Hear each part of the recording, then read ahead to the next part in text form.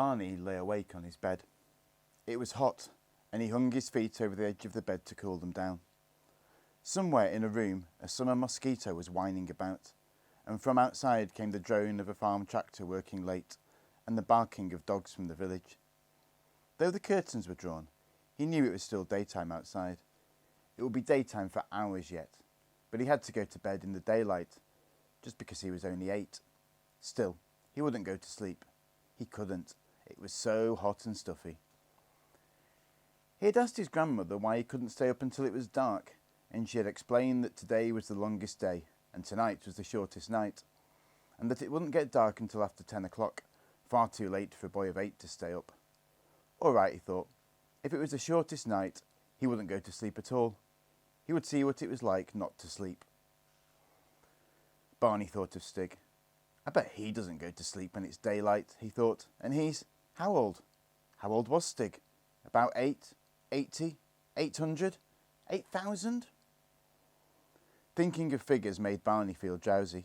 Before he knew it, he'd gone off to sleep. It was grandmother going to bed that woke him up again. She only opened the bedroom door a little to see if he was all right, but suddenly he was wide awake. Bother! He'd been asleep after all, but he wouldn't do it again. He'd stay awake now. He got out of bed and looked out of the window. At first he thought it was still daytime, but no. The light came from a big white moon in the south, and in the north there was still a bluish light, as if the sun had not gone far out of sight behind the elm trees. He wouldn't go back to bed. He'd go out in the moonlight. He'd go and see Stig. His heart was thumping as he thought of the idea. It was still very warm, so he slipped on a pair of shorts and nothing else, and crept carefully out of the bedroom and down the creaking stairs. He pulled at the stiff bolts of the front door, trying to make no noise, but Dinah the spaniel, who slept downstairs, must have heard him, for she gave a questioning bark. "Be quiet, Dinah," whispered Barney crossly. "It's only me. If you don't shut up, you'll spoil everything." At last he managed to undo the stiff bolts and the lock, and the door swung open. He went out into the shadow of the house, and then into the moonlight. Everything was very still. Suddenly he jumped as he heard his name called. "Barney!" It was Lou, looking down from her bedroom window. "Barney, what are you doing?" Lou hissed. "Just going out. Nothing to do with you," answered Barney quietly. "But it's the middle of the night." "I know. I don't care. It's light as day." "Gosh, so it is," said Lou. "But where are you going, Barney?" "I'm not going to tell you." "Oh, please, Barney, don't go yet. Can't I come too?" Lou begged. Barney looked at the dark shadows under the fruit trees and thought of how shadowy the pit would be. Perhaps it would be better with 2. "All right, you can be my bodyguard. Hurry up then." "Oh, thank you, Barney." Lou's head disappeared from the window, and soon Barney heard the click of her door and the creak of the stairs. When she appeared at the front of the house, she had Dinah with her. "I thought I'd bring Dinah too," she said, "as an extra bodyguard. Where are we going, Barney?" "I'm going to see Stig." Lou gasped. "Really and truly, Barney?" "Of course. You can come with me to the pit, but I'll have to ask him if he wants to see you." "All right, Barney," said Lou, with wide open eyes. They set off together through the moonlit garden. "The red roses look black in the moonlight," said Lou. "Do they?" said Barney. "I can see as well in the moonlight as in the daytime. Come on." They went through the gate into the paddock. Flash the old pony was awake and cropping the dewy grass. He tossed his head and snorted in surprise when he saw them, then went back to his feeding. They crossed the paddock, Dinah running in rings along rabbit trails, and came to the edge of the copse. In spite of the strong moonlight and the faint glow in the north, it looked very dark under the trees. They stood still. "Shh," said Barney. "What is it?" whispered Lou. "Isn't it quiet?" whispered Barney. It was so quiet they could hear the chiming of a church clock from a long way away. 1, 2, 3, 4, 5, 6, 7, 8, 9, 10, 11, 12. "Midnight," breathed Lou. They walked to the edge of the dark wood together. Then they stopped. How different the moonlight made everything look. They seemed to be standing on the edge of a deep forest, pierced by shadowy glades, instead of the straggling copse they knew. Even Dinah, who usually took any excuse to go plunging into the thickets after rabbits, seemed to hesitate. Then she sniffed. The hair on the back of her neck rose up, and she barked. Barney felt the hair on his neck rising up too. He jumped as the pony came prancing up and snorted behind them, and stood looking with pricked ears in the same direction as Dinah. Dinah barked again. Then, before their eyes, a great animal leapt into a patch of moonlight in the glade and stood there for a moment. "It's a stag," breathed Lou with astonishment. "I know," whispered Barney. "But there aren't any stags here," exclaimed Lou. Dinah was the first to recover from her surprise, and she hurled herself into the glade, and the stag bounded off into the wood with Dinah in pursuit. The pony snorted and blew behind them and stood there with quivering nostrils. It was then that the children went midsummer crazy. Without a word, Lou grabbed the pony by the mane. Barney legged her up on the pony's back. Lou hoisted him up in front, and before they could stop to think, they had cleared the fence and were galloping straight for the edge of the pit. The pit was there all right. The pony poised on the edge. Then with a spring and a scramble, which kept them too busy clinging with legs and hands to think what was happening, Flash was down and up the other side. What had happened? Instead of the great quarry, there was now a mere scratch in the ground. And now nothing was familiar. They expected every minute to come to the cornfield beyond the copse, but the thickets and glades stretched on and on. They were treading the slope which should have led to the lane, and Flash slowed down a little, but from far ahead came Dinah's mad yelping and the crashing of undergrowth, and the pony needed no urging to pursue the hunt. And still no landmarks came into sight. No open fields, no hedges, no orchards, no farms. Only hazel thickets, beech woods and the chalky hillside. Without a rein to guide or restrain him, the pony went like the wind, his head well up, and Barney and Lou could only cling there with their bare legs and look with round eyes at the strange landscape. "Barney," gasped Lou, clinging to her brother more tightly than she had ever done before. "We're dreaming all this, really." "You may be. I'm not," Barney shouted against the wind, and twined his fingers more deeply in the pony's mane. They were galloping up a little valley between clumps of bramble and taller bushes. There was no sign of barking from Dinah. Suddenly, there in the moonlight was the dog, lying stretched out on the turf right in front of them. The pony slowed and swerved. The children fell off in a tangle of limbs onto the soft turf that smelt of wild thyme, and the pony trotted casually off to get his breath back. Of the stag, there was no sign. Barney and Lou sorted themselves out. Lou tried to stand up, but her legs felt woolly after using them to cling on with for so long. She sat down again. "Well, Dinah," she said to the dog, "where's the stag, eh? Couldn't catch it, I suppose. Never mind. You're not a staghound, are you? Eh, Dinah?" Then she turned to Barney. "Barney, if we're not dreaming this, where are we?" "I don't know," replied Barney. "Let's just go on a little bit more, and maybe we'll see." There was a line of beech trees at the top of the little valley, and Barney felt there must be something on the other side of them. He scrambled up the slope, went between the dark trunks beyond them was nothing. It was like flying. Smooth turf sloped down steeply under his feet, and far below the land was spread out like a map. "Lou," he called, "look where we are." They realised they were standing on the edge of the North Downs, a place they knew well enough, and the moon made everything look clear as day. And yet, the more they looked, the stranger it was. There should have been pylons straddling over the land carrying electric cables. There should have been squares of orchard, hop gardens, villages and churches. There should have been cement works in the distance by the river. And where was the tall television mast with the red light on top? They could see nothing but forest and heath over the whole floor of the valley. And out of the night, strange animal noises came up to them. And in all this stretch of empty land, there were only three points of light twinkling, to show that man was somewhere about. The nearest light was only a little way along the side of the hills, and now they could hear human voices coming from it. "It's a campfire," said Barney. "Come on, let's go and see." "But it might be savages or something," said Lou doubtfully. There aren't any savages in England. There aren't any stags in this part of England, but we just saw one, and this doesn't seem to be England at all. Well, it must be somewhere, said Barney. Let's go and ask those people. I think we ought to be careful, said Lou. Let's creep up through the woods and have a look. They went back into the shadow of the beech woods and made their way as quietly as they could over last year's crackling leaves and husks. Keep to heel, Dinah, whispered Lou. Barney, I wish we had a lead.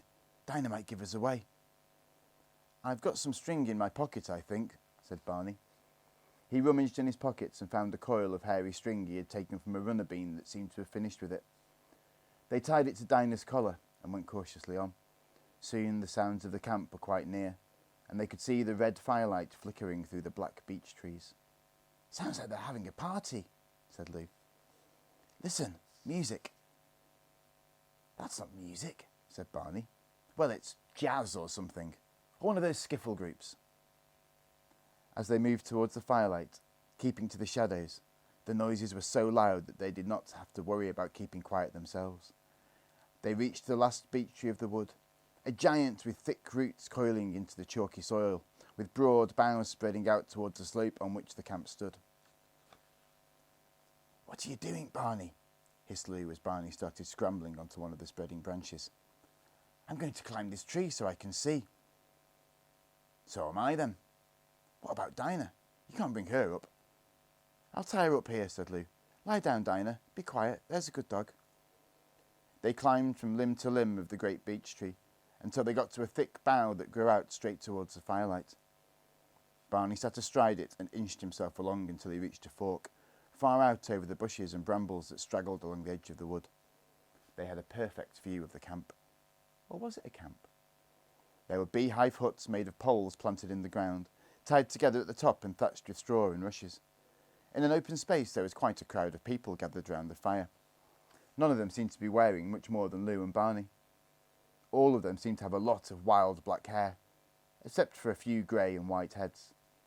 The old ones were sitting, lying or squatting around. Toddlers were tumbling or sleeping in the dust. Boys and girls were chasing each other around the outside of the crowd, or teasing fierce-looking dogs. The noise that was something like music came mostly from a group in the middle of the crowd near the fire. There were 4 figures in the group. One was holding half the jawbone of a large animal and running another longer bone up and down the teeth, making a scratchy rhythm. Another had a hollow log, which he was hitting with 2 wooden clubs. The third was the singer. He didn't seem to have much of an idea of a tune, and the children couldn't understand the words, but it was quite clear what the song was about. One moment the singer was a deer, grazing peacefully, and then looking anxiously about. Then he was a hunter, stalking his prey with spear poised.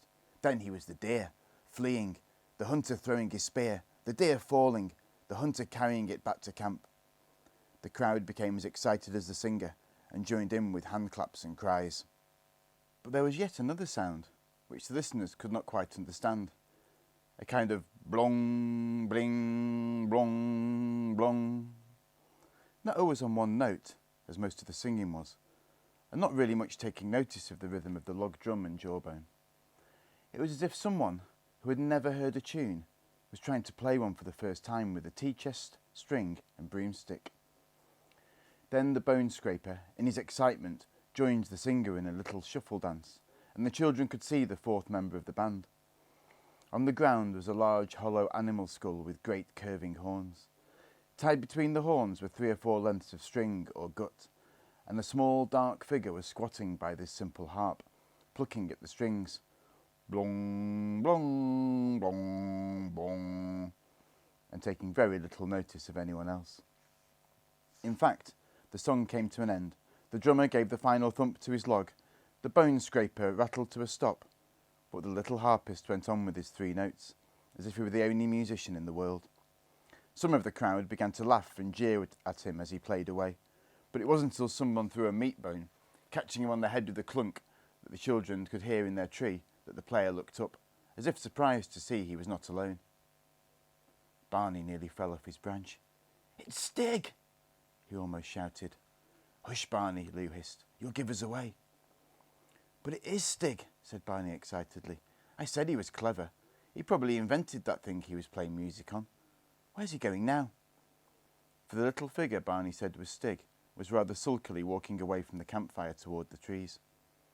He's coming this way, whispered Lou. Barney, you're not to give us away. Why not? He's my friend. But what about all the others? Who are they? You never said about them. I don't know who they are. I never saw them before. Well, we'd better be careful, Barney. Oh, all right then. But what gave them away was Dinah, tied up at the bottom of the tree.